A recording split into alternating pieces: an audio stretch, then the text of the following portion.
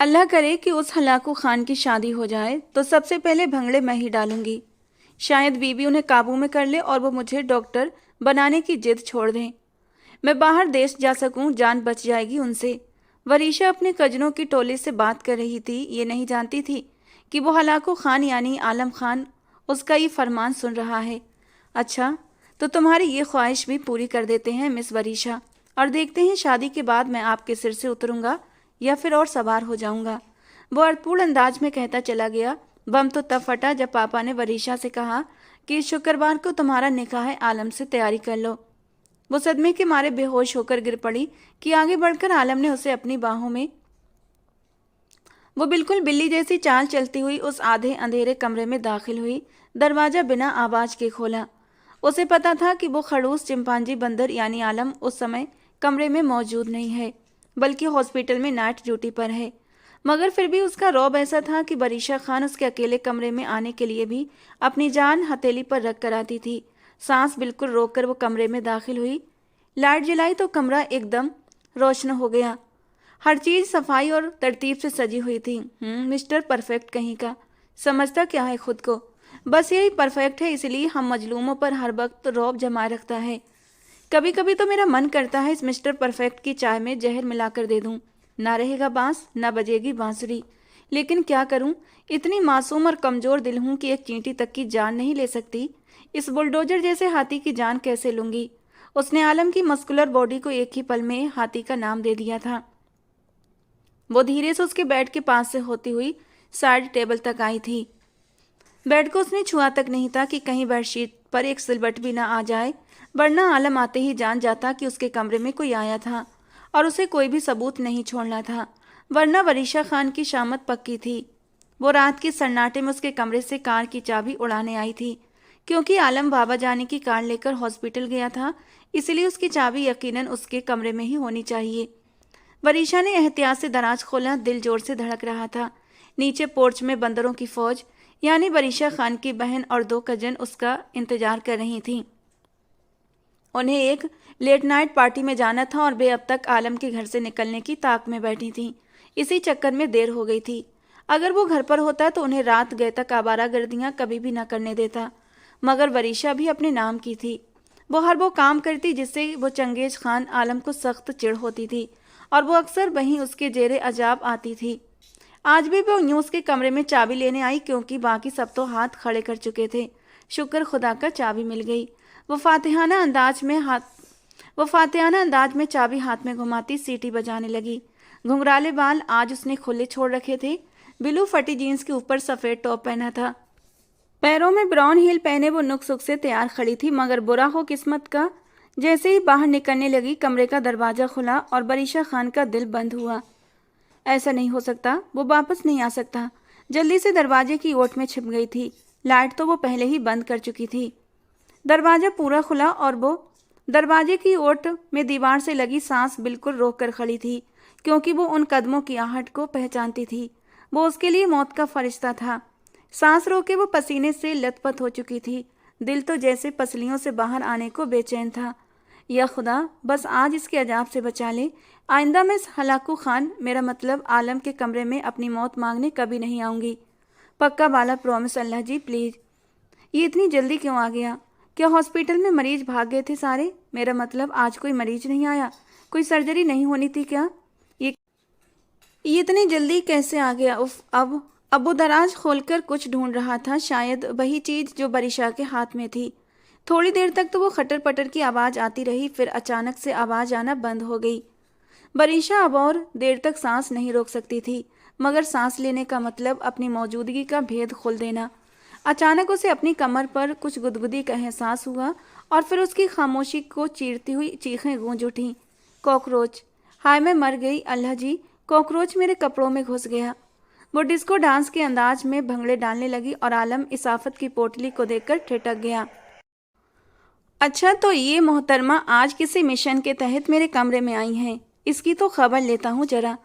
वरीशा की चीखों से कॉकरोच तो शायद बहरा होकर दुम दबाकर भाग चुका था, मगर मौत का फरिश्ता सामने खड़ा था। उसने जोर से अपना हाथ उसके होंठों पर रख दिया तो उसकी चीखें वहीं थम गईं। वो फटी फटी आंखों से उसे देखने लगी। और अपनी गलती का गंभीरता से एहसास हुआ, मगर अब बहुत देर हो चुकी थी। उसकी चोरी फिर से पकड़ी गई थी। वो गहरी सांसें उसके चेहरे पर छोड़ते हुए उसे घूर रहा था और वरीशा को लगा बस आज उसका आखिरी दिन है, अब वो नहीं बचेगी। वो सब हाथ बांधे सिर झुकाए लॉन्ज में कतार बनाकर खड़े थे, मगर वरीशा खान ने खुद को बिल्कुल नॉर्मल रखा हुआ था। आलम की अदालत तैयार थी और अब सजा का वक्त आने ही वाला था। शर्म नहीं आती तुम सबको? लेट नाइट पार्टीज अटेंड करने जा रही थी, वो भी मेरी गाड़ी में। और तुम मिस वरीशा खान, तुम्हारी तो मैं अलग से क्लास लूँगा। एग्ज़ाम ख़त्म होने का मतलब ये नहीं कि तुम सब आवारा गर्दियाँ शुरू कर दो। आगे MBBS की तैयारियाँ कौन करेगा? पता है एंट्री टेस्ट कितना मुश्किल होता है। अगर तुम में से कोई भी फेल हुआ ना, तो मुझसे बुरा कोई नहीं होगा। आपसे बुरा वैसे भी कोई नहीं होता मिस्टर हलाकू खान, वरीशा बड़बड़ाई। लेकिन उस हलाकू खान का चेहरा एकदम सुर्ख हुआ। मतलब उसने सुन लिया था। कोई कहीं नहीं जाएगा, चलो सब अपने अपने कमरों में। और मिस वरीशा खान, तुम्हें तो मैं अच्छे से लगाम डालूंगा। खुद तो बिगड़ी हो, दूसरों को भी बिगाड़ती हो। कल से सारी किताबें उठाकर मेरे कमरे में आ जाना। तुम्हारी तबीयत मैं अच्छे से साफ करूंगा कि जिंदगी भर याद रखोगी। वो उसकी तरफ उंगली बढ़ाकर चेतावनी देता हुआ अपने कमरे की तरफ चला गया और सबने एक लंबा सुकून वाला सांस छोड़ा था। मोइज तो सोफे पर ऐसे धंस गया जैसे जान में जान आई हो। उसे अपने बड़े भाई से हमेशा से डर लगता था। कंजा और शाजिमा भी राहत में थी, क्योंकि अब पूरा इल्जाम वरीशा पर आ चुका था। सो वो दोनों आराम से थीं और वरीशा बस फटी फटी आंखों से उस चंगेज खान आलम की चौड़ी पीठ को घूरती रही, जो उसे अपना हुक्म सुनाकर कमरे में गायब हो चुका था। वाट बाबा, प्लीज़ मुझ पर ही धौंस मत जमाया करें। मैं आपको पहले ही क्लियर कर चुकी हूँ कि मुझे मेडिकल में नहीं जाना। इतनी मोटी मोटी साइंस की किताबें मुझसे नहीं पढ़ी जाती। और वैसे भी इस खानदान में डॉक्टरों की कोई कमी थोड़ी है। क्या हो जाएगा अगर मैं इस मसीहाई वाले पेशे से महरूम रह जाऊं? और आई प्रॉमिस, अल्लाह ताला मुझसे बिल्कुल भी हिसाब किताब नहीं पूछेंगे कि मैं डॉक्टर क्यों नहीं बनी और मरते हुए लोगों की जान क्यों नहीं बचाई। वो मासूमियत से बोली तो नायक खान हंसी के फव्वारे छोड़ते हुए उसे देखने लगे। उनकी ये बेटी उनकी सबसे लाडली थी, मगर उतनी ही बेपरवाह और मस्ती खोर भी थी। वो खुद भी सीनियर चाइल्ड स्पेशलिस्ट थे। उनकी ये ख्वाहिश थी कि उनकी संतान भी उनकी नामी फील्ड में आए। वरीशा की जुड़वा बहन कंजा का तो पैशन था कि उसे अपने बाबा जैसा डॉक्टर बनना था, इसलिए उसने मेडिकल फील्ड में जाने का फैसला कर लिया था। मगर वरीशा को कोई दिलचस्पी नहीं थी। उसने FSC मेडिकल आलम और बाबा की पसंद पर कर लिया था, मगर अब आगे वो साइंस की किताबों में सिर पिघलाकर अपनी ज़िंदगी का बेड़ा डुबाना नहीं चाहती थी। उनके कॉलेज के एग्ज़ाम हो चुके थे और रिजल्ट आने से पहले ही फैसला करना था कि उन्हें क्या करना है। नायक अली खान और सिकंदर खान दोनों भाई थे और साथ ही रहते थे एक ही घर में। नायक अली चाइल्ड स्पेशलिस्ट थे, जबकि सिकंदर खान जो नायक खान के बड़े भाई थे, उनकी अपनी फार्मेसी थी और उनका बड़ा बेटा आलम सिकंदर एक न्यूरो सर्जन था। उनसे छोटा मुइज MBBS के दूसरे साल में। हालांकि उसे इंजीनियरिंग का शौक था, मगर आलम और बाकी घर वालों की ख्वाहिश पर उसने मेडिकल फील्ड ज्वाइन कर ली थी, क्योंकि नायक खान और सिकंदर खान का अपना प्राइवेट हॉस्पिटल अलमसीहा था और आलम वहाँ सीनियर डॉक्टर के तौर पर काम करता था। इसीलिए पूरी फैमिली को ही मेडिकल फील्ड से जोड़ना चाहते थे। मुई से छोटी शुमाइला भी वरीशा और कंजा की हम उम्र थी। उसका पैशन भी अपने भाई की तरह न्यूरो सर्जन बनना था और कंजा भी डॉक्टर बनना चाहती थी, मगर वरीशा इन सब में सबसे ज़्यादा लापरवाह और मस्तीखोर थी। ऐसा नहीं था कि वो तेज नहीं थी, बल्कि उसका दिमाग तो दूसरी चीज़ों में कुछ ज़्यादा ही चलता था। मगर साइंस की किताबों से वो बहुत ज़्यादा कतराती थी।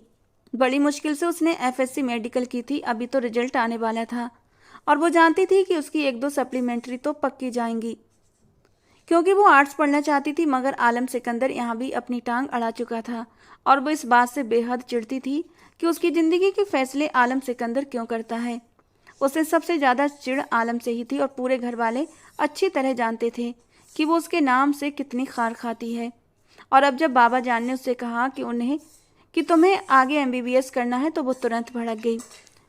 पहली बात तो ये बाबा कि मैं MBBS में दाखिला लेने के लायक ही नहीं हूँ, क्योंकि मेरी 1-2 सप्लीमेंट्री तो पक्की आएंगी, वो भी बायोलॉजी में। और अगर मैं पास हो भी गई तो मेरा मेरिट बनेगा ही नहीं। और तीसरी बात, अगर खुदा न करे मेरा मेरिट बन भी गया तो मैं कभी भी MBBS में एडमिशन नहीं लूँगी। आप सब लोग बस मेरा पीछा छोड़ दें। इतनी सारी डॉक्टरों से भरी हुई फैमिली में अगर एक अनाड़ी भी हो गई तो कोई कयामत नहीं आ जाएगी। नायक खान उसकी बात पर हंसे जा रहे थे। तुम जरूर मेरा नाम डुबोगी बरीशा।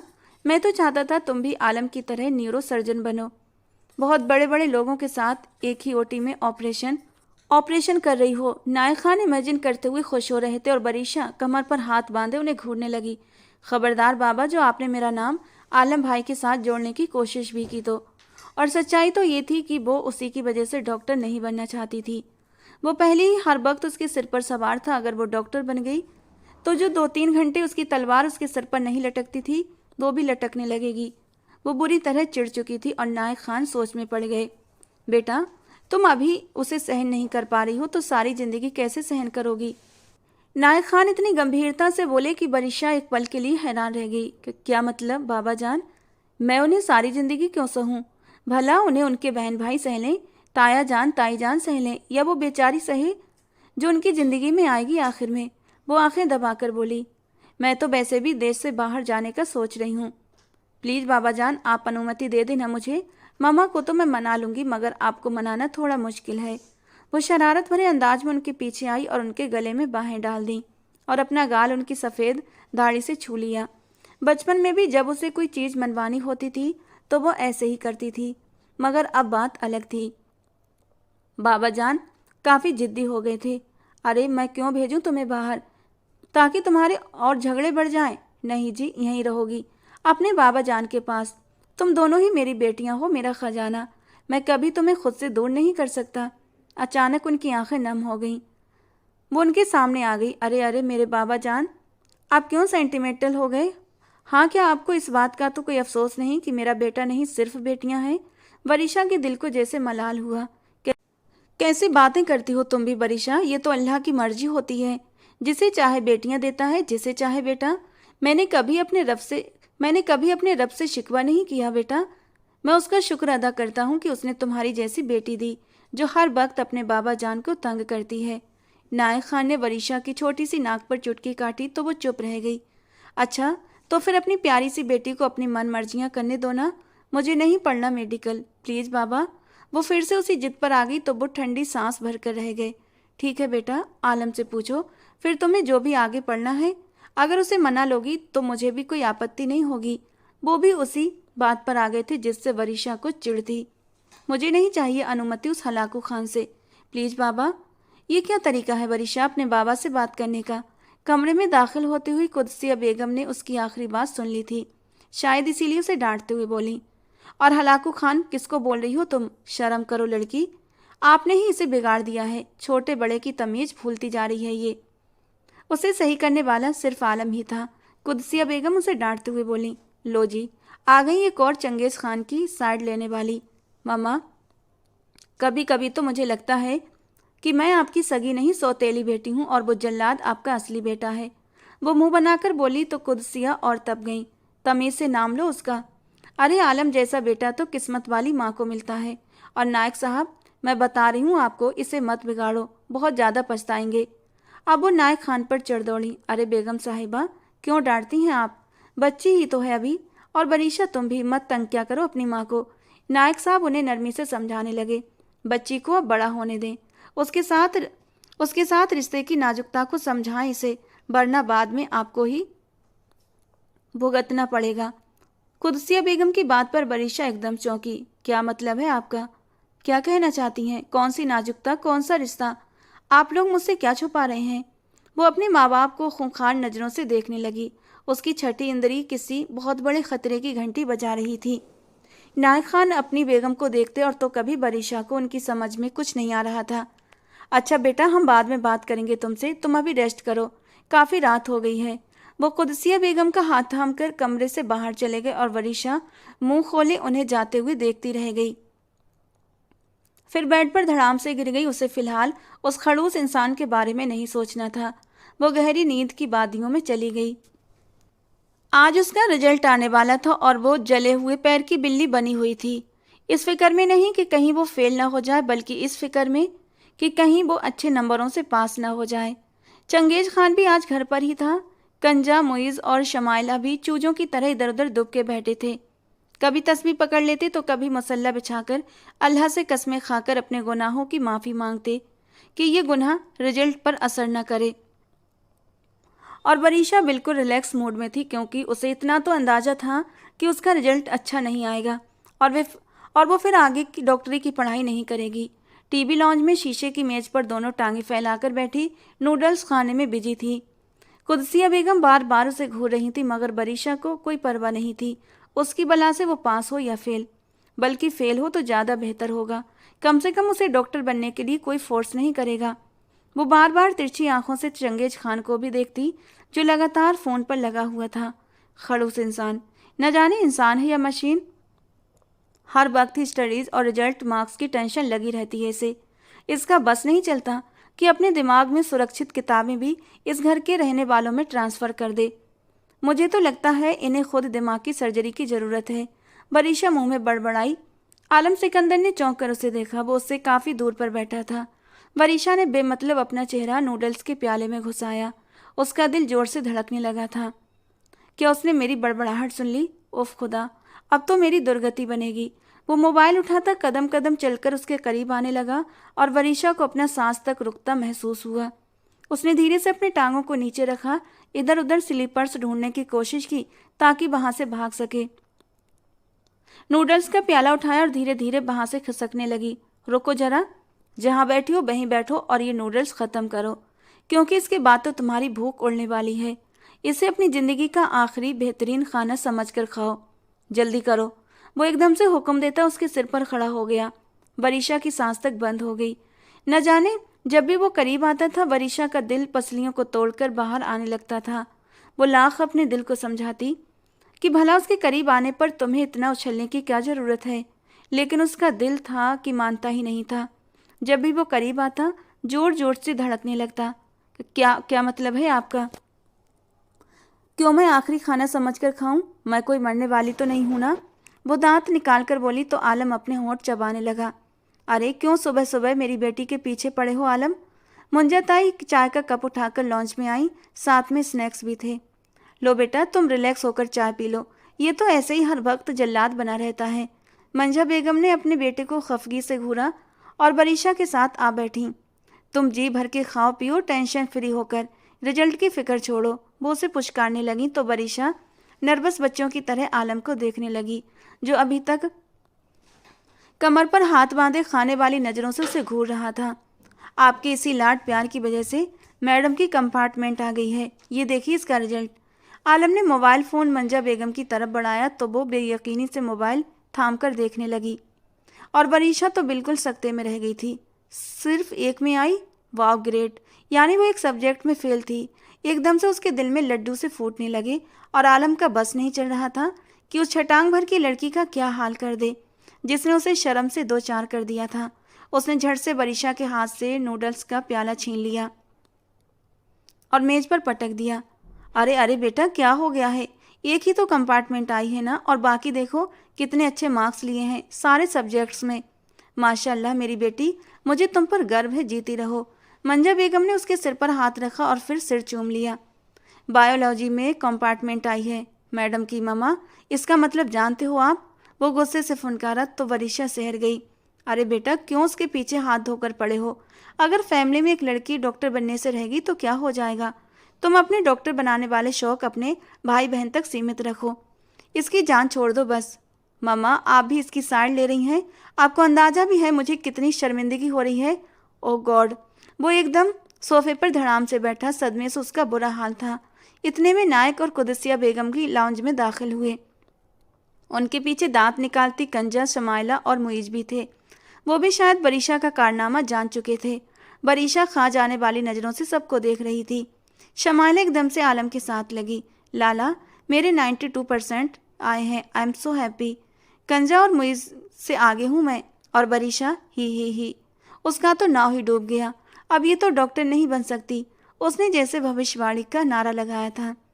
आलम अभी तक गंग सा बैठा था। कुदसिया बेगम भी गुस्से से बरीशा को देखने लगी। ये सब कुछ आपके बेकार लाड प्यार की वजह से हुआ है नायक साहब। देखिए कितना शर्मिंदा कर दिया है बरीशा ने हमें। अरे बेगम साहिबा, क्या हो गया है? एक कंपार्टमेंट ही तो आई है, फिर से तैयारी करके पेपर दे देगी। बाकी रिजल्ट तो माशाअल्लाह बहुत अच्छा है। अगर ये डॉक्टर नहीं बनना चाहती तो मैं इसे बिल्कुल भी फोर्स नहीं करूँगा।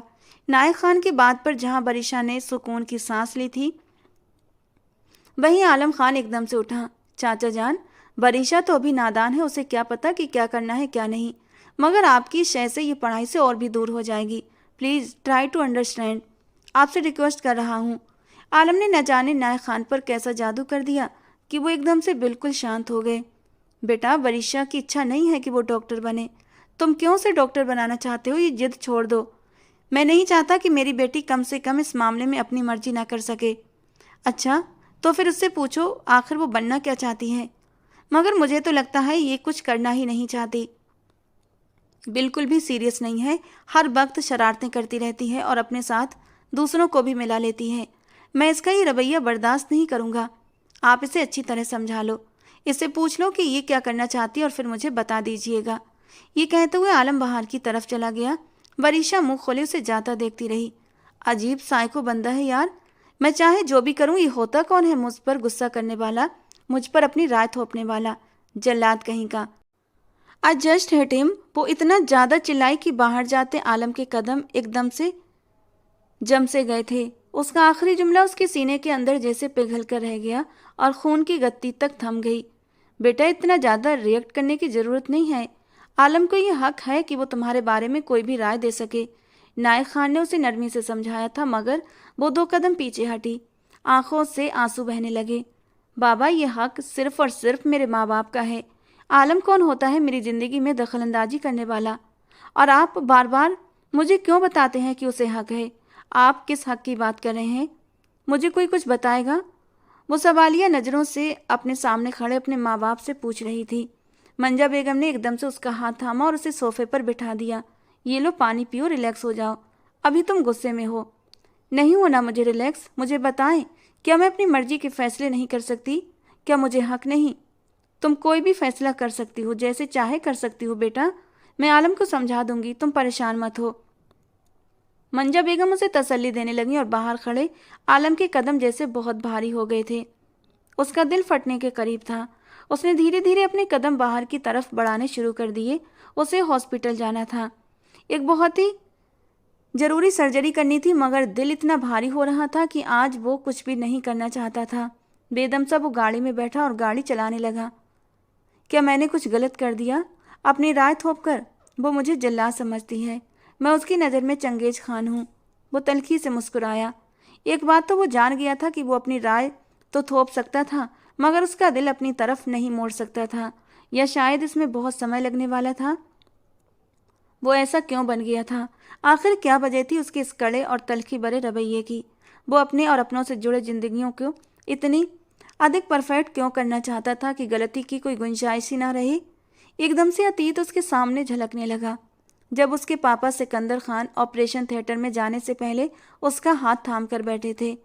उस वक्त तो आलम केवल 22 साल का था। उसके हाथ अपने पापा के हाथों में कांप रहे थे और वो बहुत डर गया था, उन्हें यूं खो देने के डर से। सिकंदर खान को ब्रेन ट्यूमर था, ऐसा ब्रेन ट्यूमर जो धीरे धीरे उनके दिमाग को खा रहा था। आज उनका ऑपरेशन था। उनकी इच्छा थी कि उनका बेटा एक बहुत बड़ा काबिल सर्जन बने। उस समय आलम मेडिकल के दूसरे साल में था। बाबा, बिल्कुल भी परेशान मत हो।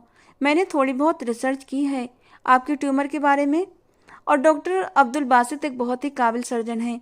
उन्होंने जितनी भी सर्जरीज आज तक की हैं 99% बिल्कुल ठीक हुई हैं। आप बहुत जल्द ठीक हो जाएंगे। मगर बेटा, मेरा मसला थोड़ा सा कॉम्प्लिकेटेड है। फिर तुमसे मिल पाऊंगा या नहीं पता भी नहीं, मगर तुम मुझसे वादा करो कि तुम एक बहुत ही काबिल सर्जन बनोगे, डॉक्टर अब्दुल बासित से भी ज़्यादा काबिल। मेरा ख्वाब है तुम्हें एक काबिल सर्जन बनते देखना, क्योंकि डॉक्टर सबसे बड़ा मसीहा होता है। और मैं चाहता हूँ, अल्लाह से दुआ करता हूँ कि तुम्हारे हाथ में वो बहुत ज़्यादा शफा रखे।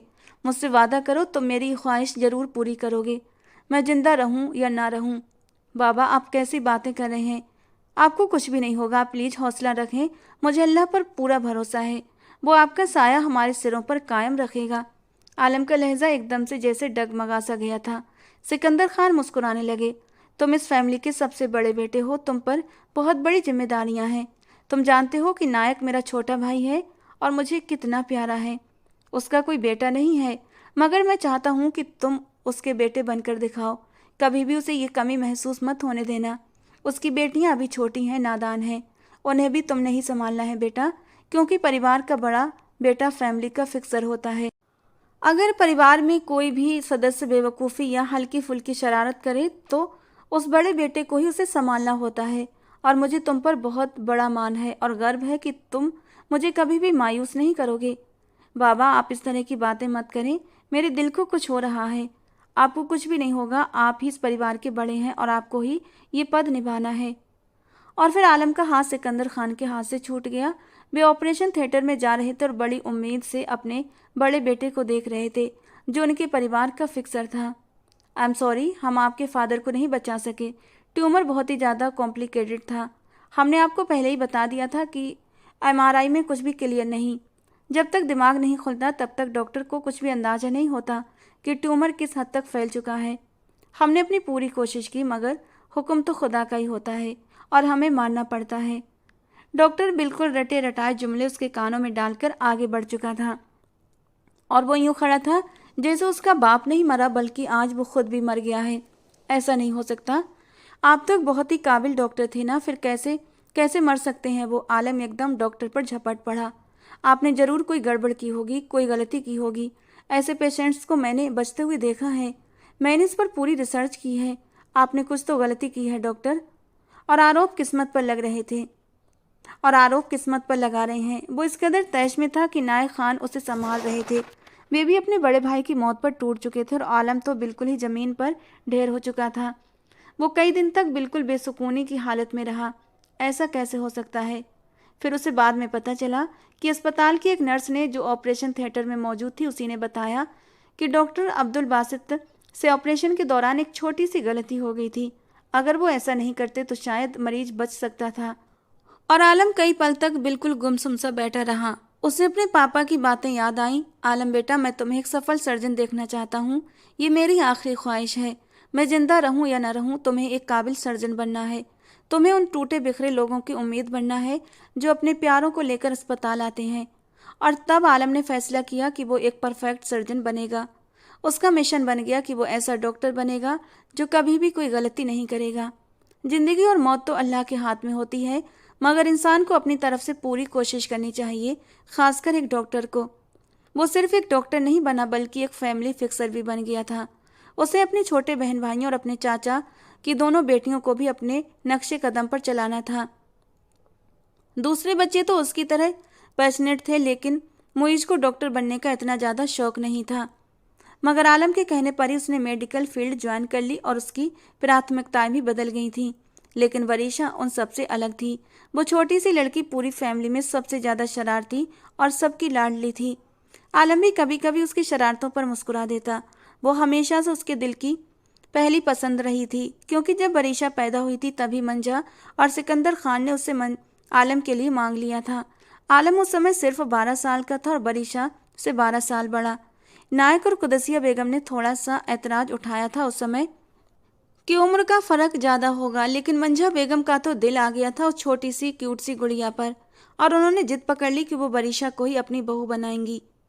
फैमिली में ये बात और किसी को नहीं पता थी। आलम को भी तब पता चला था जब वो मेडिकल फील्ड में आया था और उसने फैसला कर लिया था कि वरीशा को भी एक बहुत ही काबिल सर्जन बनाएगा, बिल्कुल अपनी तरह। वो उस पर न चाहते हुए भी रौब जमाता, क्योंकि वो जानता था कि कभी ना कभी तो वो उसकी पहुंच में आ जाएगी।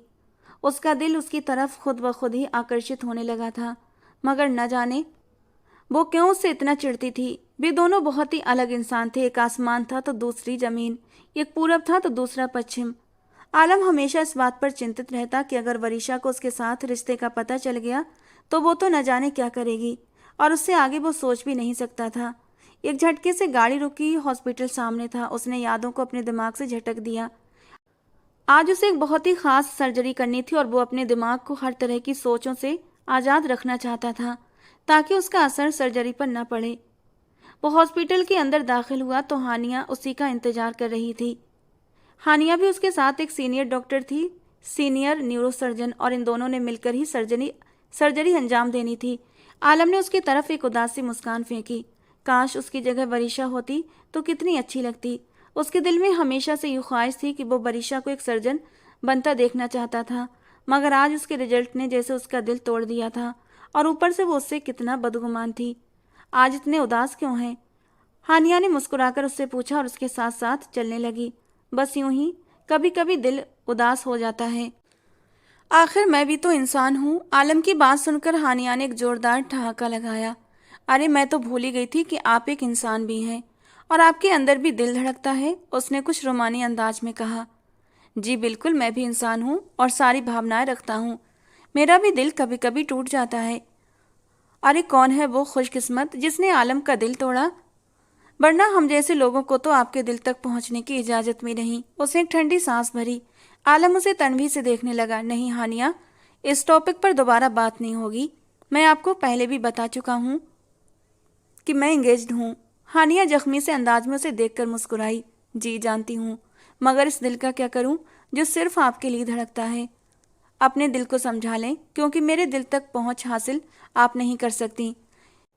इस पर बहुत पहले ही किसी और का राज है। मैं उसके अलावा किसी और के बारे में सोच भी नहीं सकता। उसने हानिया की आंखों में आंखें डालकर कहा।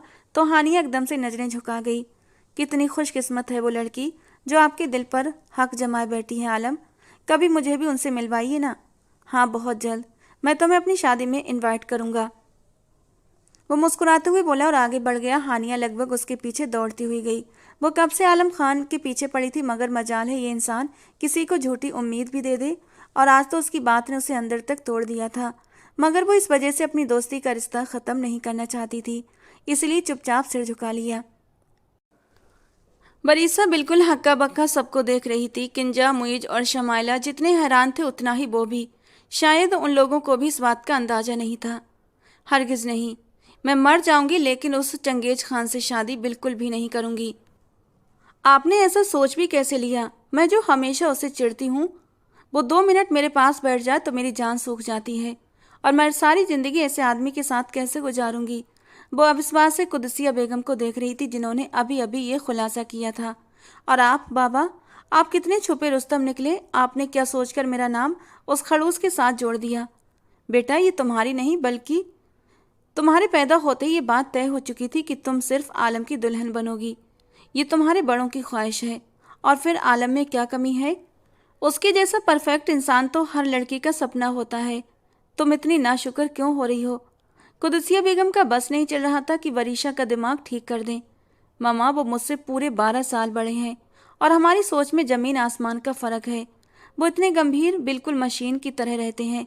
मुझे तो लगता है उनके अंदर दिल ही नहीं, हर वक्त सख्त उस्तादों की तरह डंडा लेकर खड़े रहते हैं। मैं जहर खा लूँगी मगर उनसे शादी नहीं करूँगी। यही मेरा आखिरी फैसला है। आलम खान, जो अपनी टाई की नोट ढीली करते हुए लॉन्च में दाखिल हो रहा था, उसकी बात सुनकर एकदम से ठिठक कर रुक गया। वो जो आज ये सोचकर आया था कि वरीशा से नरमी से बात करेगा, उसे समझाएगा, अचानक उसके माथे पर बल उभर आए। ये लड़की तो उसके लिए पूरा कश्मीर मसला बनती जा रही थी। इसे अब सीधा करना ही पड़ेगा। जहर घर में रखा है या मैं ला कर दूं तुम्हें, वरीशा मैडम? वो अचानक उसके सामने आ गया तो वरीशा घबराकर 2 कदम पीछे हटी, मुट्ठियां भींच कर उसे देखने लगी। तो इस खड़ूस को ये बात पता थी? उसने मन में सोचा। जहर खाने के अलावा मरने के बहुत तरीके होते हैं। मैं पंखे से लटक जाऊंगी। और आपको तो मुझ में हमेशा कीड़े ही दिखते हैं ना, तो आप कैसे मान गए इस रिश्ते के लिए, बताइए?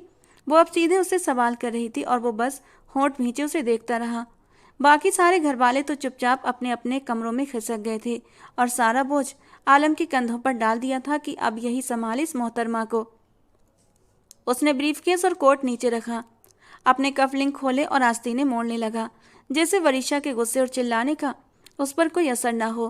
पंखे से तुम खुद लटकोगी या फिर मैं मदद करूं? चलो कमरे में, मैं किसी रस्सी का इंतजाम करता हूं। वो मुस्कान दबाते हुए उसे ही देख रहा था। उसकी सारी बदतमीजियों के बावजूद वो अब भी उसके दिल की बादशाह थी। और ये बात वो कई बार कहना चाहता था मगर हर बार नाकाम हो जाता। आप मुझसे अपना हर रिश्ता ख़त्म कर दें तो मैं मरने का इरादा कैंसिल कर दूंगी। वैसे भी मुझे मरने का कोई शौक़ नहीं, मैं जीना चाहती हूँ। और ये तभी मुमकिन होगा जब मैं आपकी पहुँच से बहुत दूर चली जाऊँगी। अच्छा ठीक है जी, ये भी करके देख लो, मगर मैं जानता हूँ कि मेरा प्यार तुम्हें वापस मेरे पास खींच कर लाएगा। तुम मुझसे लाख डरती हो, मुझे जल्लाद कहती हो, हलाकू खान कहती हो, चंगेज खान भी कहती हो, लेकिन फिर भी मैं जानता हूँ कि कि तुम मुझसे काफ़ी इम्प्रेस्ड हो, क्योंकि मुझे नज़रअंदाज करना आसान नहीं। वो कदम कदम उसके करीब आ रहा था और बरीशा उससे पीछे हटती जा रही थी। उसका दिल जोर से धड़क रहा था। न जाने क्यों जब भी आलम उसके करीब आता उसका दिल ऐसे ही ऊधम मचाने लगता था। वो अब और पीछे नहीं जा सकती थी क्योंकि उसके पीछे दीवार थी। बताओ क्या करना चाहती हो तुम? जो भी पढ़ना चाहती हो मैं तुम्हें नहीं रोकूंगा, क्योंकि मैं ये तो मान चुका हूँ कि तुम्हारी जैसी जिद्दी और कुंद दिमाग लड़की डॉक्टर बनने के काबिल नहीं। लेकिन कोई बात नहीं, मैं अपनी इच्छा से पीछे हटता हूँ। अगर मेरी होने वाली बीबी डॉक्टर ना भी बनी तो नो इशू। वो इतनी यकीन से बोला कि वरीशा की रूह जैसे कांप उठी। इस जुम्मे को हमारा निकाह है वरीशा, तब तक अपना दिमाग बिल्कुल सेट कर लो और अपना बचपना ख़त्म कर दो, क्योंकि डॉक्टर आलम सिकंदर की होने वाली बीबी में बचपना तो नहीं होना चाहिए, है ना? वो उसके बिखरे बाल उंगली पर लपेट कर उसके कान के पीछे कर गया तो वरीशा को लगा जैसे उसकी सांस रुक गई हो। वो बहुत कुछ कहना चाहती थी मगर शब्द जैसे गले में अटक गए थे। वो कुछ पल उसे देखता रहा, फिर लंबे लंबे कदम भरता हुआ अपने कमरे में चला गया और वरीशा को लगा जैसे मौत का परवाना उसके नाम लिख दिया गया हो। अब वो बहुत जल्द मरने वाली थी। वो गुमसुम अपने कमरे में बैठी थी। जिस शख्स से पीछा छुड़ाने के लिए उसने एड़ी चोटी का जोर लगा दिया था, वही शख्स अब पूरी जिंदगी के लिए उस पर थोप दिया गया था। ये सोच कर ही उसकी रूह तक कांप जाती थी। उसने हर तरह का विरोध कर लिया, यहाँ तक कि हड़ताल तक की थी, मगर कोई उसकी बात सुनने को तैयार नहीं था। सबका यही कहना था कि अगर वो डॉक्टर नहीं बनना चाहती तो फिर ठीक है, वो अपनी ज़िंदगी में जो चाहे कर सकती है, इसके लिए वो आज़ाद है। मगर उसके पैरों में आलम नाम की बेड़ियां हर हाल में डालनी ही डालनी है। ये एक ऐसा हुक्म था जिसकी तामील के लिए हर कोई उसे मजबूर कर रहा था। अब तो उसके बाबा भी उसकी नहीं मान रहे थे और वो रो रो कर अपनी आंखें सुजा चुकी थी। ऐसा नहीं था कि उसे आलम सिकंदर से नफरत थी, लेकिन उसका सख्त मिजाज, हर चीज़ में नियम कायदे की पाबंदी, वरीशा जैसी आज़ाद ख्याल लड़की के दिमाग पर हथौड़े की तरह पड़ता था। वो हमेशा उससे दबकर रहती थी, उससे बचती छुपती रहती, क्योंकि हर छोटी बड़ी बात पर वो उस पर कड़ी से कड़ी नज़र रखता था। और अब वरीशा समझने लगी थी कि वो उसके बारे में इतना कॉन्शियस क्यों है। उसे तो हैरानी इस बात की होती थी कि जिस लड़की से उससे सबसे ज़्यादा दिक्कत है उसे वो अपनी ज़िंदगी में शामिल कैसे कर लेगा। उसके कमरे का दरवाज़ा खटखटाया गया तो वो वहीं बिस्तर पर बैठी रही। उसने किसी से बात न करने का फैसला कर लिया था। घर में उसके निकाह की तैयारियां चल रही थीं, क्योंकि आलम सिकंदर की हर बात घर में हुक्म का दर्जा रखती थी और वरीशा तो जैसे अंगारों पर जल रही थी। दरवाज़ा खुला तो शमाइला और किंजा भागती उसके बिल्कुल पास आकर धम से बैठ गईं। वरीशा की बच्ची, अब ये सोग ख़त्म करो। आलम भाई इतने भी बुरे नहीं हैं। शुक्र करो तुम जैसी लड़की को वो अपनी ज़िंदगी में जगह दे रहे हैं, किंजा ने शरारती अंदाज में कहा और हंसते हुए शमाइला के हाथ पर थपकी मारी तो वरीशा का खून जैसे गुस्से के मारे खौल गया। क्यों, क्या कमी है मुझ में? मैं किसी शहजादी से कम हूँ क्या? वरीशा को अपनी बेइज्जती बहुत बुरी लगी थी। दिल जैसे अंदर ही अंदर टूट गया था। तो फिर मुंह फुलाकर क्यों बैठी हो? शमाइला बोली। मुझे तो पहले ही शक था कि आलम भाई को वरीशा पसंद है, तभी तो उस पर कुछ ज़्यादा ही नज़र रखते थे। हाँ यार, आलम जैसा हैंडसम, सलीकेदार, परफेक्ट इंसान और मेरी हम उम्र वरीशा के पीछे ऐसे दीवाने हो गए। अफसोस, मैं भी तो उतनी ही उम्र की हूँ और मेरा रिजल्ट भी उससे बेहतर है। फिर भी किंजा ने ताना मारा तो वरीशा तड़प उठी।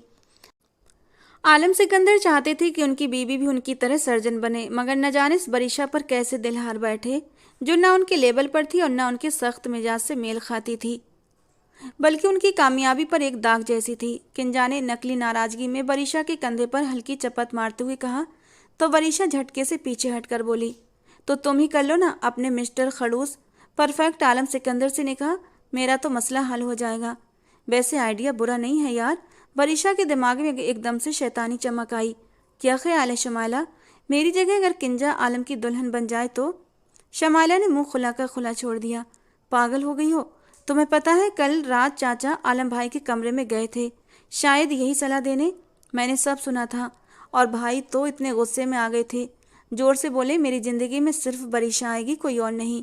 शमाइला ने आंखें फैलाकर कहा, यार भाई कितने बड़े छुपे रिस्तम निकले, कभी किसी को कुछ बताया ही नहीं। काश तुम्हें पहले ही बता देती तो आज तक उनकी मोहब्बत में डूब चुकी होती। मगर अभी भी वक्त है, निकाह से पहले पहले तुम्हें भाई से प्यार हो जाएगा, देख लेना। वैसे भी भाई अब तुम पर ज़्यादा सख्ती नहीं करेंगे। तुम्हारे निकाह का जोड़ा भी उन्होंने अपनी पसंद का खरीदा है। बेचारे बाजार बाजार घूमते फिर रहे हैं अम्मी के साथ, और तुम हो कि बिस्तर से उठने का नाम ही नहीं ले रही। सारा मज़ा ख़राब कर दिया।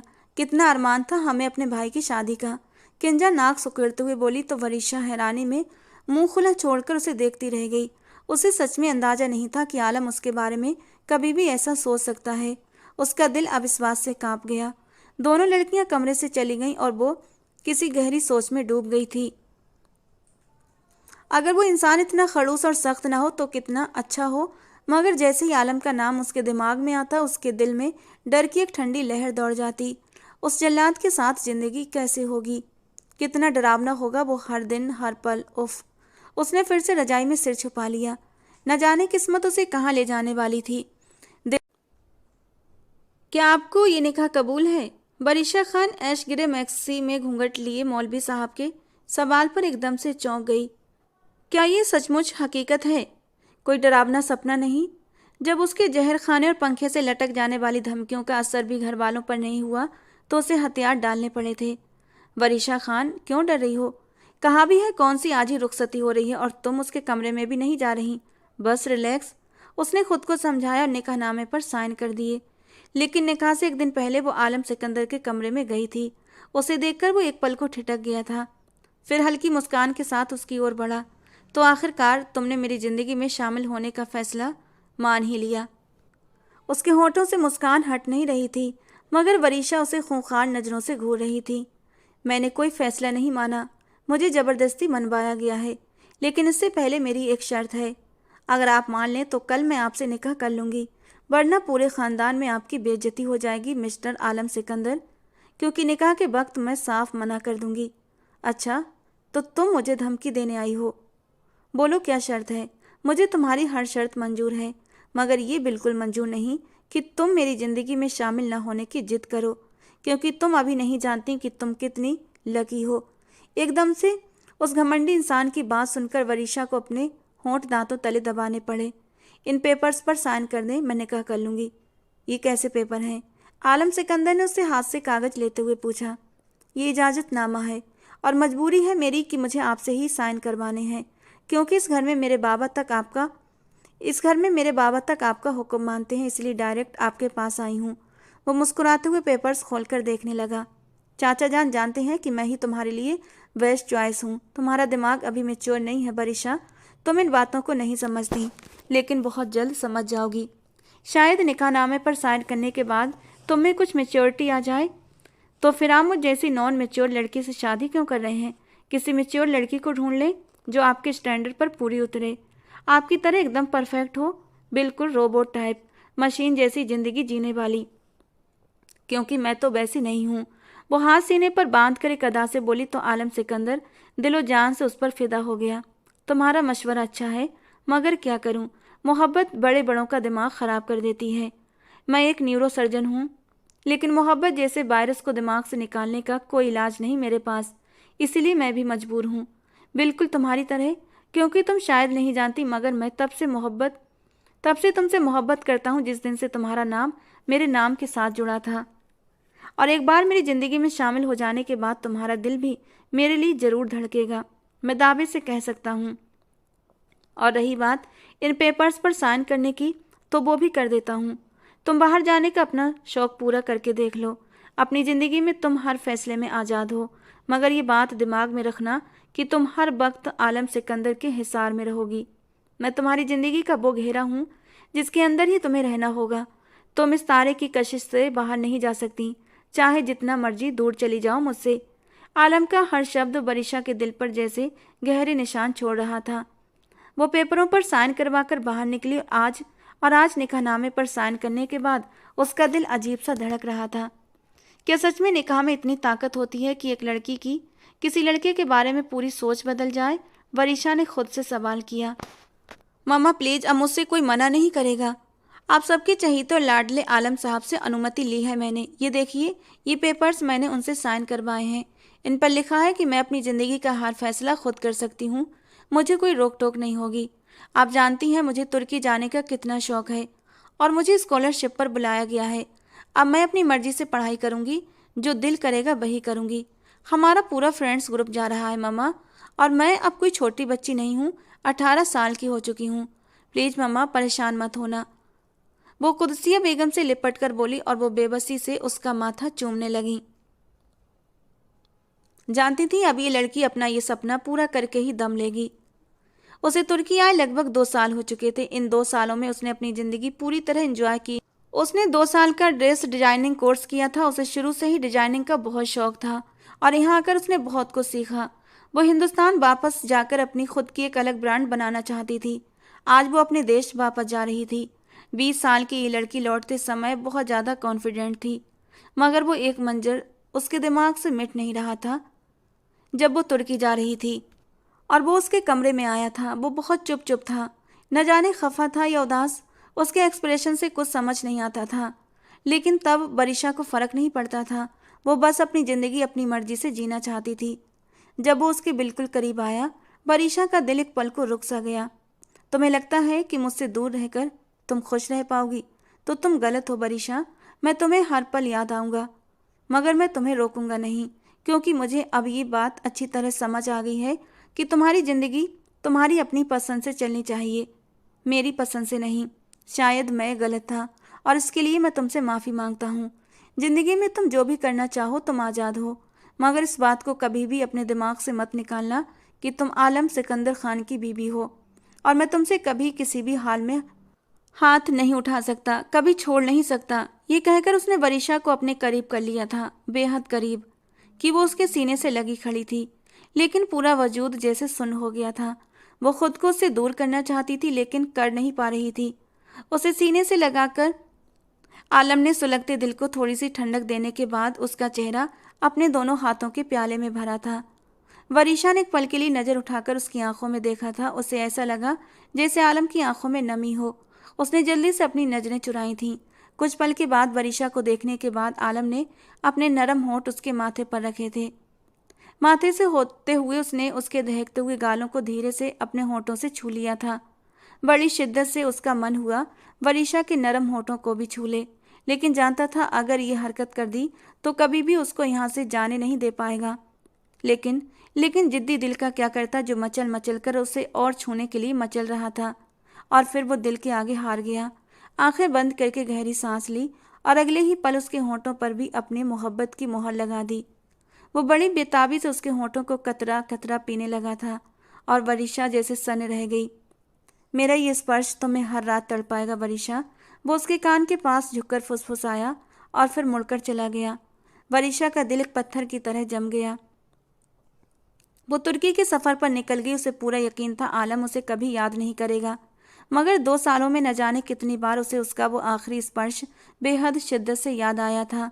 अनचाहे अपने होंठों को छूकर देखती, ऐसा लगता है जैसे आलम का स्पर्श अभी भी उसके होंठों पर बिखरा पड़ा है, और उस स्पर्श को याद करते ही दिल और भी तेजी से धड़कने लगता।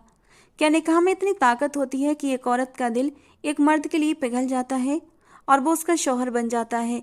इन 2 सालों में आलम ने उससे कभी भी संपर्क करने की कोशिश नहीं की थी। उसने जैसे वरीशा को पूरी आज़ादी दे दी थी, और यही बात वरीशा को चिढ़ाने लगी थी। वो मेरा शौहर है, कभी तो फ़ोन करके मेरी खैरियत पूछ सकता था ना। वो अपने फ़ोन को बार बार देखती और सोचती रहती, मगर खुद उसे कॉल करना अपनी बेइज्जती समझती थी। वो बाकी बहुत खड़ूस था।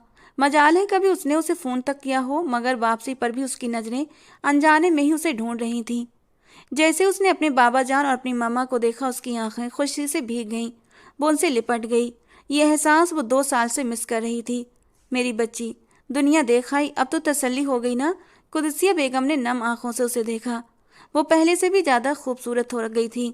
कांच जैसी शरबती आंखें, घनी मुड़ी पलकें और सुनहरे घुंघराले बाल। पहले से थोड़ी मैच्योर भी हो गई थी।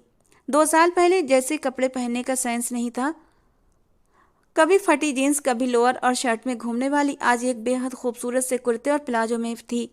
नायक अली खान ने उसका माथा चूमते हुए कहा, बेटा मैंने तुम्हें बहुत मिस किया। उनसे मिलकर वरीशा इधर उधर देखने लगी। शायद वो दिख जाए।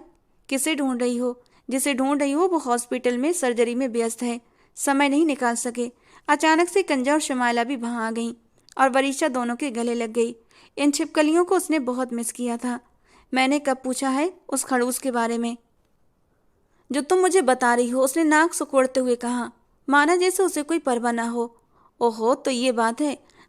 वैसे तुम जैसे किसी की बीवी हो ना तो पति हाथ से निकल ही जाते हैं, जैसे आलम भाई निकल गए। पता है, अपनी एक सीनियर डॉक्टर के साथ होते हैं हमेशा हंसते मुस्कुराते। हम भी कभी कभी प्रैक्टिस के लिए हॉस्पिटल जाते हैं तो उनका दोस्ताना देखकर तुम्हें कोसते हैं। कसम से बहुत बुरी हो तुम बरीशा। मेरे इतने हैंडसम भाई को संभाल नहीं सकी और वो हानिया की बच्ची ने फायदा उठा लिया। शमाइला उसे डांट रही थी और वरीशा को ऐसा लगा जैसे वो वहीं खड़ी खड़ी गिर जाएगी। तुम्हारे लिए तो एक तरह से अच्छा ही हो गया ना। तुम तो जान छुड़ाना चाहती थी ना भाई से। घर के रास्ते में वो बिल्कुल खामोश थी, मगर उसका दिल एक ही बात पर अटका हुआ था, आलम किसी और लड़की के चक्कर में। ये सोचना भी उसे बेचैन कर रहा था। बाबा प्लीज गाड़ी रोकिए, मुझे हॉस्पिटल जाना है। क्या हुआ बेटा, पहले घर तो चलो, फ्रेश हो जाओ, थोड़ा आराम कर लो। ऊपर से फिर आलम भी आ जाएगा, तब मिल लेना उससे। नहीं बाबा, मुझे आराम नहीं करना, मुझे अभी जाना है। प्लीज आप मुझे यहीं छोड़ दें और घर चले जाइए। वो इतनी जिद से बोली कि नायक अली खान मुस्कुराहट दबाते हुए गाड़ी रोक गए। शमाइला, कंजा और कुदसिया बेगम जो उसे लेने आई थीं, एक दूसरे को देखकर मुस्कुराने लगी। मतलब बरीशा के अंदर आग लग चुकी थी। अब बस ये देखना था कि आग कितनी तेज है। वो अपना बैग कंधे पर डालती लंबी हील की टिक टिक से आसपास के शोर को पार करती हुई राहदारी में जा रही थी। वो जानती थी कि आलम का ऑफिस कहाँ है। मैडम, आप कौन हैं? बिना अपॉइंटमेंट के कहाँ जा रही हैं? रिसेप्शनिस्ट उसके पीछे भागी तो वो एक झटके से पीछे पलटी। घुंघराले बाल एक पल के लिए हवा में लहराकर उसके कंधे पर आकर गिरे। वो लड़की प्रशंसा भरी नजरों से उसे देखने लगी। मैं बरीशा आलम खान हूँ, आलम खान की बीवी। कोई मुझे रोक कर दिखाए।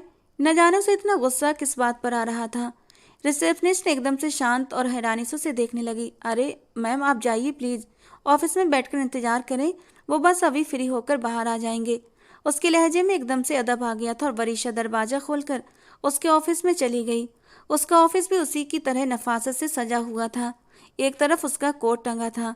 वो उसकी बड़ी सी कुर्सी पर बैठकर झूलने लगी, जैसे अपना हक जमा रही हो कि ये सब कुछ बरीशा खान का है, आलम खान समेत। उसका दिल जल रहा था। वो ऐसा कैसे कर सकता है? अगर ऐसा ही करना था तो उससे निकाह क्यों किया? क्यों उसके वजूद पर अपना स्पर्श छोड़ा? क्यों उसके दिल में अपनी मोहब्बत का बीज बोया जो अब एक पेड़ बनने के करीब था? वो यूं उस पेड़ की जड़ें कटते नहीं देख सकती थी। उसे आलम सिकंदर से दो दो हाथ करने थे। थोड़ी देर के बाद कमरे का दरवाजा खुला और वो अंदर आया। सामने कुर्सी पर बैठी वरीशा खान को देखकर एकदम से ठिठक कर रह गया। वरीशा उसे अंदर तक उतरने वाली निगाहों से देख रही थी। 32 साल का वो परिपक्व मर्द अपनी पूरी शान शौकत के साथ उसके दिल में उतर रहा था, जैसे चीख चीख कर कह रहा हो कि आलम सिकंदर सिर्फ तुम्हारा है, उसे किसी और का होने नहीं देना। वो एकदम से उठी। आलम का दिल एक पल को ठहरा, मगर अपने लहजे को सामान्य रखते हुए बोला, वेलकम होम बरीशा खान। उसने होठों पर हल्की मुस्कुराहट सजा ली। बरीशा खान नहीं, बरीशा आलम खान। क्या भूल गए कि मैं आपके निकाह में हूँ? उसने जैसे याद दिलाया। ओह रियली, तुम्हें याद है? मुझे लगा तुम अपनी दुनिया में इतनी मस्त हो जाओगी कि ये भी भूल जाओगी कि मैं तुम्हारे नाम पर दर्ज हूँ। मैं तो नहीं भूली, मगर शायद आप भूल गए हैं। ना ही इन 2 सालों में आपने कोई कॉल की, ना ही आज एयरपोर्ट पर लेने आए, जबकि आप जानते थे कि मैं आ रही हूँ। मेरी एक बहुत ही इंपॉर्टेंट सर्जरी थी वरीशा, और तुम जानती हो कि मैं काम को सबसे पहले रखता हूँ। वो नरमी से बोला। उसकी आंखों में देखे जा रहा था। पता नहीं वो इतनी बेचैन क्यों थी, वो समझ नहीं पा रहा था। उसने इन 2 सालों में बरीशा को कभी कॉल नहीं की थी, क्योंकि वो चाहता था वो अपनी ज़िंदगी से आलम सिकंदर को निकाल कर देखे कि वो कितनी खुश और सुकून में रह सकती है। मगर उसकी आंखों में ये बेचैनी और उदासी देखकर उसे अंदाजा हो गया था कि इन 2 सालों में वो कितनी खुश थी। उसके दिल को जैसे एक अजीब सी तसल्ली मिल गई थी उसे यूं बेचैन देखकर। अचानक ऑफिस का दरवाज़ा खुला और हानिया अंदर दाखिल हुई। वफाज का ऑपरेशन तो बहुत ही कॉम्प्लिकेटेड था Alam, but you did very well. हमेशा की तरह वो अपनी ही रो में बोलती चली जा रही थी कि अचानक से उसकी जबान रुक गई। सामने खड़ी लड़की उसे अंदर तक उतरने वाली नज़रों से देख रही थी। ओह, मैंने आपको डिस्टर्ब तो नहीं किया? मैं माफ़ी चाहती हूँ। हानिया का मूड एकदम से बहुत ख़राब हो गया था। अरे अरे नहीं, कोई बात नहीं, इधर आओ, इनसे मिलो, ये हैं बरीशा खान, मेरी कजन। वो खुशगवार लहजे में बरीशा को देखकर बोला तो बरीशा जैसे आग बबूला हो गई। कजन नहीं हूँ, उनकी बीवी हूँ। मैं 2 साल के लिए मुल्क से बाहर क्या चली गई, ये तो हमारा रिश्ता ही भूल गए। आलम सिकंदर खान, मुझे याद दिलाना बहुत अच्छे से आता है। आलम होठों पर हल्की मुस्कान सजाए उसकी आग भरी बातें सुन रहा था। आखिर वो इतना चिढ़ क्यों रही थी और बार बार क्यों जता रही थी कि वो उसकी बीवी है। बेशक उसे ये अच्छा लग रहा था, मगर वो वजह जानना चाहता था। जी जी, ये मेरे निकाह में है, जबरदस्ती निकाह में, क्योंकि मैंने इस पर धौंस जमाकर इन्हें अपनी ज़िंदगी में शामिल किया था और फिर इन्हें आज़ाद कर दिया कि जाइए अपनी ज़िंदगी जी लीजिए, आखिर में तो आपको मेरे पास ही आना है। हानिया उसकी बात सुनकर अंदर तक तड़प गई, मगर ऊपर से मुस्कुराकर उसे देखा। वो लड़की बाकी इतनी खूबसूरत थी कि आलम के दिल पर राज कर सकती थी। इन 2 सालों में आलम ने उसे कितना मिस किया था, ये हानिया बहुत अच्छी तरह जानती थी। और आज आलम की आंखों में वही सुकून और खुशी थी जो बिछड़ी हुई मोहब्बत के मिलने पर होती है। आपने ऑपरेट कर लिया है तो फिर घर चले। मेरे पास गाड़ी नहीं है, आपके पास तो होगी ना। बरीशा आलम का कोट उठाकर उसे पहनाते हुए बोली। हाँ हाँ चलो। अच्छा हानिया, कल मिलते हैं और उस नए पेशेंट की प्रोफाइल मुझे मेल कर दीजिएगा जिनकी कल सर्जरी है। हानिया बस सिर हिलाकर रह गई। वापसी के रास्ते पर वो अपनी उंगलियां चटकाती जा रही थी और आलम बिल्कुल शांत था। मुझे तो समझ नहीं आता आप इतने सुकून में कैसे हैं। आपने मुझसे निकाह अपनी मर्जी से किया था ना, तो फिर मेरे चले जाने के बाद इधर उधर क्यों वक्त गुजारने लगे। हाँ, आखिर उसकी बात असली उसके मुंह पर आ ही गई थी और आलम ने एक गहरी मुस्कान अपने चेहरे पर सजा ली। मतलब वो हानिया के नाम पर जल रही थी। जाहिर है, जब निकाह के बाद बीवी छोड़कर चली जाए तो शौहर इधर उधर ही देखता है ना। और तुम तो अभी भी बच्ची हो, मगर मैं तो 32 साल का एक हैंडसम भरपूर मर्द हूँ। मेरे सीने में भी एक दिल धड़कता है जो तुम्हारे मुताबिक एक मशीन है। तो क्या ये सच है? वो एकदम से उसकी तरफ मुड़ी। आलम को गाड़ी रोकनी पड़ी, वो भी उसकी तरफ घूम गया। पहली बार वरीशा को जलता देखकर उसे अजीब सी खुशी हो रही थी। वो उसे और चढ़ाना चाहता था। अगर तुम अब भी ना आती तो शायद मैं दूसरी शादी कर लेता, क्योंकि मर्द को तो 4 शादियों तक की इजाज़त है मिस वरीशा, और इसके लिए पहली बीवी से इजाज़त लेना भी जरूरी नहीं। ये सुनकर वरीशा और भी तड़प गई। मेरी भला से 10 शादियां करें। Hate you, I hate you. वो जल्दी से गाड़ी का दरवाज़ा खोलने लगी, पर दरवाज़ा खुल नहीं रहा था। अचानक उसकी आंखों से आंसू बहने लगे जो कब से उसके अंदर हलचल मचाए हुए थे। दिल जैसे जल उठा। आलम ने अचानक उसका हाथ थामा और एक झटके से उसे अपने करीब खींच लिया। कसम से तुम इस हालत में सीधा मेरे दिल में उतर रही हो। मन तो कर रहा है तुम्हें इसी सिचुएशन में और छेड़ूं और मजा लूं, मगर तुम्हारा नाजुक दिल बंद भी हो सकता है, और बदकिस्मती से मैं हार्ट सर्जन नहीं हूं, इसीलिए खतरा है। ये कहते हुए वो पूरी शिद्दत से वरीशा को अपने सीने से लगा गया।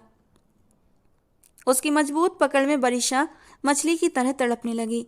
आप बहुत बुरे हैं आलम, बहुत संगदिल। मेरे दिल में अपनी मोहब्बत डालकर मुझे नज़रअंदाज करने वाले, मैं आपको माफ़ नहीं करूंगी। वो और जोर से उसके सीने में चेहरा छुपाकर रोने लगी। उसके आंसू आलम की शर्ट में समा रहे थे। तुमसे ज़्यादा संगदिल नहीं हूँ मैं। तुम्हारे अंदर का ये गुबार निकालने के लिए पूरे 2 साल लगे मुझे। 2 सालों में कितने दिन, कितने घंटे, कितने लम्हे होते हैं, ये मैं तुम्हें गिनकर बता सकता हूँ। बस मैं देखना चाहता था कि आलम सिकंदर की जिंदगी से निकलकर तुम कौन सा तीर मार लोगी। उसने उसे नरमी से खुद से अलग किया, उसका चेहरा दोनों हाथों में थामकर चूमने लगा। वो उसे उस समय बिल्कुल एक छोटी बच्ची लग रही थी जो हिचकियों के साथ रो रही थी। अच्छा, अब रोना बंद करो। ये रोना रुखसती के लिए संभाल कर रखना, क्योंकि अब मैं तुमसे और दूर नहीं रह सकता। पीछे हटिए। मैं अभी सिर्फ 20 साल की हूँ, अभी शादी नहीं करनी मुझे। जितना आपने मुझे तड़पाया है उतना ही तड़पाना चाहती हूँ आपको। पता है, जब शमाला ने मुझे आपके अफेयर के बारे में बताया तो मेरा दिल चाहा पूरी दुनिया को आग लगा दूँ, या अपने दिल का खून कर दूँ जिसमें आप बसने लगे हैं। मैं आपसे ज़रूर बदला लूँगी। अब वो फिर से पुरानी वाली वरीशा बन गई थी। कुछ देर पहले की भावुक वाली वरीशा अब गायब थी, क्योंकि अब उसे तसल्ली हो गई थी कि आलम सिकंदर के दिल पर सिर्फ और सिर्फ उसी का राज है। बहुत बुरी हो यार तुम। औरतें हमारे जज्बातों से खेलती हैं, मगर अब मैं तुम्हारी एक भी नहीं सुनूंगा। रुखसती नहीं करोगी तो कोई बात नहीं, निकाह तो है ना हमारा। मुझ पर कोई गुनाह नहीं अगर मैं तुम पर अपना हक भी जता लूँ, क्योंकि तुम्हारे इकरार के बाद अब ये दिल काबू में नहीं। हाँ, अलबत्ता तुम मुश्किल में पड़ सकती हो। ये कहकर आलम ने उसकी कमर में अपनी बाहें डाल दी और उसे अपने और करीब खींचने लगा। वो बाकी उसे और छेड़ना चाहता था, और वरीशा सच में डर गई, एकदम से पीछे हट गई। गाड़ी चलाइए, वरना मैं चलाना शुरू कर दूंगी और कहूंगी कि आपने मुझे किडनैप किया है। वो घबराई हुई थी और आलम को उस पर जी भरकर प्यार आ रहा था। आखिरकार वरीशा का दिल उसकी तरफ झुकी गया था, जिसे झुकाने में उसे कितनी दिक्कतें उठानी पड़ी थीं। इंतजार की सूली पर चढ़ना पड़ा था, मगर आज वरीशा की संगत के रूप में उसका इंतजार बेकार नहीं गया था।